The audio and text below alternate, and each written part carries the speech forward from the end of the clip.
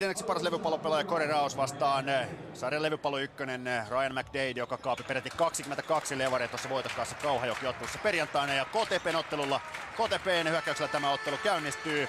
McDade Clifton Jonesille, joka sai Suomen kansalaisuuden tuossa kauden alla, ja näin ollen ei joukkueiden jenkki kiintiön kuulu. Washington aloittaa kolmosella, ohi menee, ja Ricky Hickman sarjan toiseksi paras pistemies tuo palloa ylös. Hickman on ollut kyllä todella kova vahvistus Lahdelle sarjan kakkonen pisteissä, syötöissä ja riistoissa.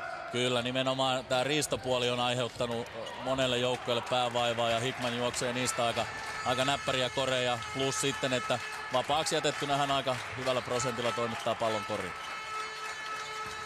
Bryant McAllister pelaa toista peliään KTP-paidassa. 11 pinnaa aika heikolla tarkkuudella Karhua vastaan, mutta nyt sitten McAllister avaa joukkueensa pistetili tässä ottelussa. Hickman tuo palloa ylös, häntä puolustaa Mikael Holme. Porvon Tarmosta täksi kaudeksi Kotkaan siirtynyt takamies. Sitten Ville Vesala. Vesala Ray Nixonille, Nixon vielä Hickmanille. 10 sekuntia hyökkäysaikaa jäljellä. Nixon sarjan tarkin 3 pisteen heittäjä viime kaudella, mutta ei osu toisellakaan yrittämällä.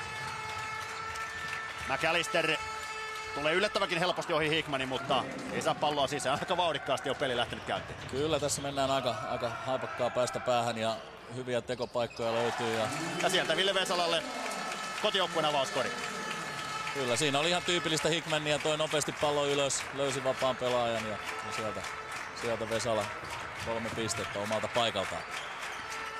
Eric Washington, entinen NBA-pelaaja, pistää pallon kiertoon. Holme Veden Jonesille, Jones.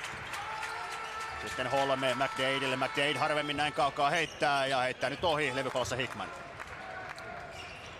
Ja nopeasti lähtee myöskin syöttö. Raus menettää pallon, mutta kotijoukkueelle pallo siitä jää.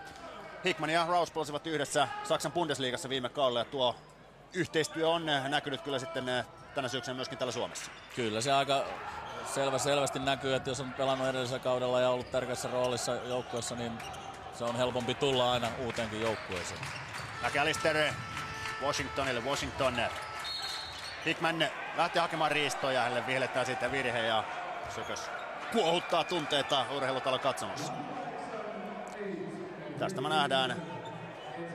Washington lähtee hanakasti haastamaan pienempiä pelaajia, tai edes samankokoisia pelaajia tuolla korin läheisyydellä. Nyt sitten Hickman tulee tilanteeseen apuun ja ronkkii, kun Pasi Pekko saa ilmaisen riiston.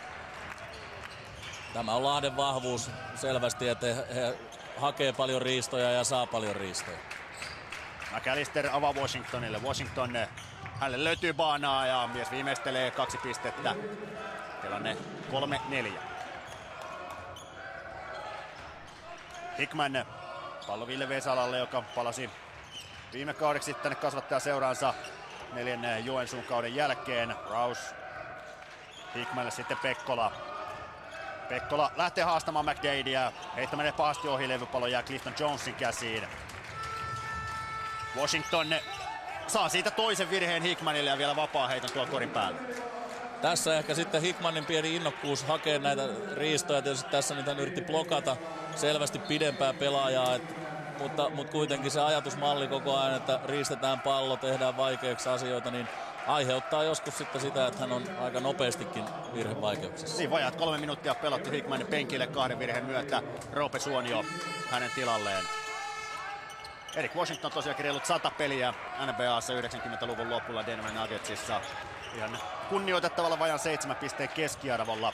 Nyt Washingtonin pisteellä KTP 4 pisteen johtoon. Pekkola, häntä puolustaa Washington. Sitten Ray Nixon, joka pelaa 3. peliä Lahdessa.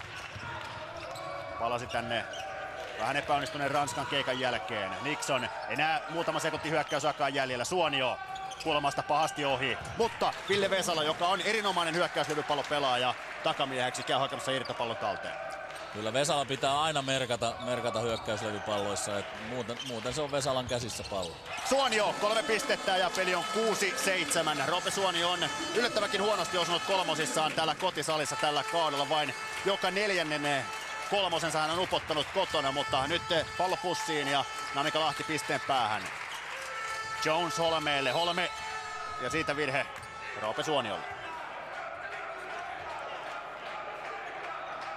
Tässä on ehkä Lahti lähtenyt vähän liiankin riistovoittoisesti liikkeelle. Tietysti tässä nyt Suonio jää jälkeen, mutta on aiheuttanut nopeasti 3 virhettä ja tässä voi olla, että jakson loppua kohti heitetään vapaa heittoa vielä kohtuullinen määrä. Vajat 4 minuuttia pelattu, KTP johtaa pisteellä. McAllister Libanonista KTP tullut takamies antaa Washingtonille. Ja jälleen soi pilli. Washington vähän kolhii itseään pudotussaan parketin pintaan, mutta ei mitään vakavampaa.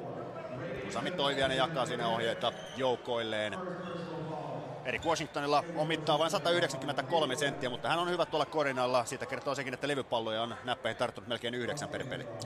Kyllä hän on erittäin monipuolinen pelaaja. Voi sanoa, että hän ei nyt ihan pointtia pelaa, mutta kaikkia 2-5 onnistuu kyllä hyvinkin pelaamaan. Eli jos on pidempi puolustaja, hän menee ohi. Jos tulee lyhyempi puolustaja, hän voi mennä tuonne korin alle pelaamaan. Washington pelaa jo 4. kauttaan Suomessa. Hän tuli 3 vuotta sitten Tampereen Pyrintöön ja pelasi viime kaudella ykkösdivisioonaa Kauhajoen Karhussa, jota oli nostamassa takaisin Korisliigaan. Ja nyt sitten vähän epäselvän oloisten vaiheiden jälkeen päättyi KTP-riveihin. Nixon heittää 2. kaukkaa ja heittää sen sisään. Ray Nixon valittiin sarjan parhaaksi ulkomaalaispelaajaksi viime kaudella. Ja tosiaankin aloitti kauden Ranskan ykkösliigassa, pelaa nyt 3. peliään tällä kaudella Namika Lahdessa. Washington, hänellä vastassa Vesala. Vesala on erinomainen puolustaja, Washington ei pääse hänestä ohi. Clifton Jones, hänellä vastassa Nixon puolustaakin tilanteen hyvin ja vain sekuntia KTP:lle hyökkäysaikaa tämän tilanteen jälkeen. Joo, nyt Lahti on saanut puolustusta pitämään koko ajan paremmin ja nyt Washingtonia ei enää laskettu ohi, niin tässä oli sitten tulos, että joutui muut pelaajat ottaa hätäisiä ratkaisuja.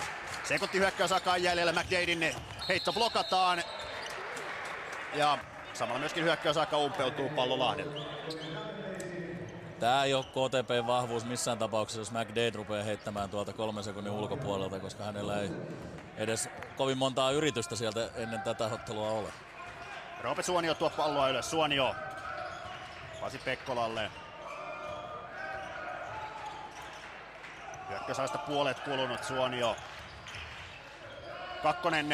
Se menee ohi ja Raus ei pääse levypalloon. Putoaa parketin pintaan ja KTP pääsee. Tai olisi päässyt ylivoimahyökkäykseen. Washington kulmassa vapaana. Heittää kuitenkin ohi ja levypallo kudottaa itselleen Corey Raus siitä McDadin edestä. Ja tämä on mielenkiintoinen kaksikamppailu Raus vastaan McDade. Kyllä, Rausin pitää onnistua puolustuspään levypalloissa, jotta Namikalla on mahdollisuus voittaa ottaa. Irtopallo Erik Washingtonin käsiin. Sitten Mikael Holme. 30-vuotias Holme pelasi edelliset 7 kautta Porvoon Tarmossa, josta siirtyi sitten juuri tässä kauden alla KTP:n paitaan. McDade saa hyvän syötön sinne korin alle ja pystyikin nostamaan pallon alta kuppiin. Oiva passi McAllisterilta. Kyllä, nyt nähtiin tietysti siellä puolustus oli vähän kääntynyt niin, että he ei nähnyt mistä pallo on tulossa. Eli tavallaan siinä mielessä oli helpompi saada se perille. Roope Suonio, 2 kautta Kouvolan Kouvoissa. Palasi täksi kaudeksi kasvattaa seuraansa. Häneltä vie pallo käsistä nyt McAllister. Sitten Washington pistää vielä syötön McDadelle. McDade nostaa alta ja tämä on sitä McDaden ominta hommaa tuosta aivan alta nostella palloja sisään. Kyllä, McDaden paikka on tuossa metrissä, että siitä hän pistää aika tappavalla prosentilla pallon koriin. Pekkola ajaa korille, lähtee hakemaan suht haastavaa ratkaisua, se ei mene sisään, KTP johtaa Ville pisteellä. McDade yrittää kudottaa alley-oopia koriin, sitten Washington alta ja jälleen soi pilli. Se on Corey Rausin virhe tällä kertaa, hänen ensimmäinen virheensä. Nyt yllättäen KTP on vähän päässyt juoksemaan tässä pelissä, että Lahti tuli muutaman kerran vauhdikkaasti, mutta jotenkin tuntuu, että viimeisillä minuuteilla niin pelin tempo on siirtynyt KTPn puolelle ja näin tietysti ei pitäisi olla. Erik Washington tehnyt jo 7 pistettä. Tilanne tällä hetkellä 8-13. Lahdelta Hickman tulee takaisin sisään ja sisään myöskin vasta 18-vuotias toisen polven koripalloilija Vesa Heinonen, joka on aiemmin tällä kaudella päässyt kentälle 4 Korisliigan ottelussa. Lahdellahan on se hyvä tilanne, että joukkueen kakkosjoukkue tai seuran kakkosjoukkue pelaa ykkösdivisioonaa, eli näille nuorille pelaajille löytyy sieltä sitten isoja minuutteja ja sitten kaikki, mitä Korisliigassa pelaavat, ovat plussaa ja kotiin päin. Kyllä, ja tämä on tää Lahden yksi vahvuus, että he pystyy vuodesta toiseen tuomaan näitä nuoria pelaajia tänne liigaparketille, ja nyt heillä kun on ykkösdivisioonassa vielä kehitysjoukkoja, niin se antaa jo nuorista pitäen kovaa kokemusta miesten otteluista. Pasi Heinonen KTP:ltä sisään, myöskin Vanttaja vaihdetaan Lahdelta kentälle, ja Vanttaja saakin syötön siihen korin alle, tuo kori hyväksytään ja Lahti tulee 5 pisteen päähän. Bryant McAllister ensimmäisessä pelissä KTP:n paidassa 11 pinnaa, 5 korin ottamatta syöttöä. McDade saa syötön alle ja McDadin heitto putoaa sisään, hänellä nyt 6 pistettä. McDade on päässyt aika hyvää vauhtia viimeisten minuuttien aikana, ja se on nyt sitten Lahdelle voi olla huono asia, jos he eivät saa McDadea kuriin. Hickman ja Hickmanin kolmannen kori.